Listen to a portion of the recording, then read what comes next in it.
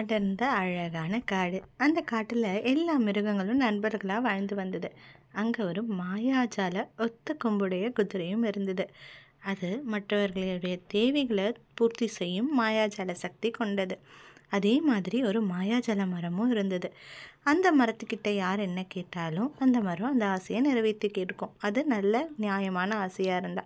ஒரு நாள் ஒரு யானை போயிட்டு எனக்கு பக்கத்தில் இருக்க பட்டத்து யானை மாதிரி ஆகணும்னு கேட்டுச்சு. எந்த வச்சு நான் எல்லாருக்கும் உதவி செய்வேன்னு சொன்னதுனால அந்த மாயாஜால மரமும் அந்த யானையை ஒரு பட்டத்து யானை மாதிரி உருவாக்குச்சு. அடுத்ததாக ஒரு நாள் ஒரு மாயாஜால மான் வந்தது மரத்துக்கிட்ட. அந்த மான் எனக்கு கொம்பே இல்லை, எனக்கு அந்த அழகான கொம்புகளுடைய மானாக மாறணும்னு ஆசை அப்படின்னு கேட்டுச்சு.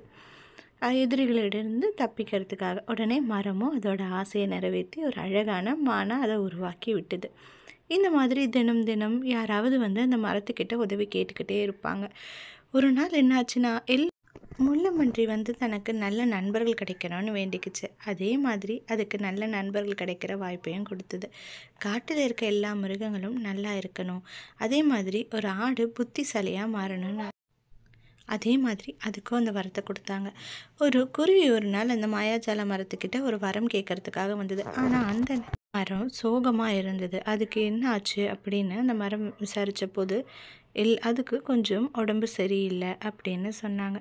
உடனே அந்த குருவி அந்த ஒத்த கொம்புடைய அந்த குதிரை இருக்குல்லையா, அதுக்கிட்ட போயிட்டு இந்த மாதிரி அந்த மாயாஜால மரம் எல்லாருக்கும் உதவி செய்யும், அதுக்கு உங்கள் உதவி தேவைப்படுது அப்படின்னு சொன்னாங்க.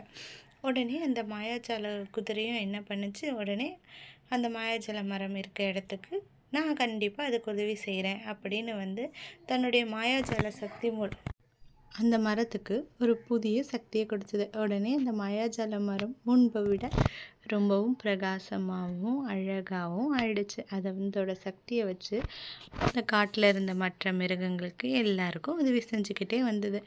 ஆமாம் நண்பர்களே, எப்போவும் நம்மளால் முடிஞ்ச உதவிகளை நம்ம மற்றவங்களுக்கு செஞ்சுக்கிட்டே இருக்கணும்.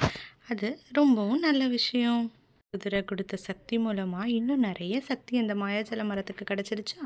அதனால் இந்த காட்டில் இருந்த மிருகங்களுக்கு எல்லாருமே இந்த மாயாஜால மரம் இன்னும் ரொம்ப சந்தோஷமாக உதவிகளை செஞ்சது. அதனால் காட்டில் இருந்த எல்லா உயிரினங்களும் ரொம்பவும் சந்தோஷமாகவும் நட்போடவும் நல்லது நினைக்கிச்சா கண்டிப்பாக நல்லதே நடக்கும். நம்மளும் நல்லதே நினைப்போம், நல்லதே